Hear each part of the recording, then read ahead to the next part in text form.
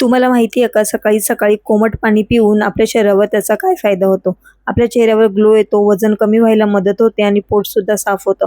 मग सकाळी सकाळी मी 2 मिनिटं आईस रोलरने मसाज करून घेते. मग उठली सावी, तिला पाणी पाजलं आणि रोज पहिल्यांदा मी तिला दूध देते आणि ती आवडीने पिते. तिलासुद्धा खूप जास्त आवडतं आणि त्याच्यामध्ये भरपूर कॅल्शियम असतं.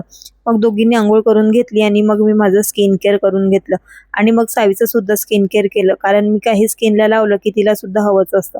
मग सकाळचा नाश्ता वगैरे करून घेतला आणि बिछाना कामाच्या गडबडीत आवडायचा राहिला होता, तो सुद्धा आवरून घेतला आणि मग आता सुरू झाला माझ्या सावीचा अभ्यास.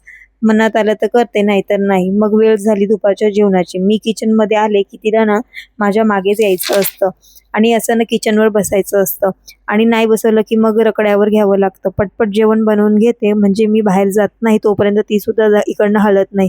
आणि या काळ्या मुंग्याने एवढ्या होतात ना, त्यासाठी मी कालच पूर्ण मांडण साफ करून घेतली होती, तरी त्या परत आल्याच. मग त्या परत झाडून घेतल्या. सावीचे मध्ये मध्ये काही ना काही सुरूच असतं. भांडी होती थोडीफार, ती सुद्धा लगेच घासून घेतली आणि दुपारची वेळ झाली जेवणाची. चला बाय.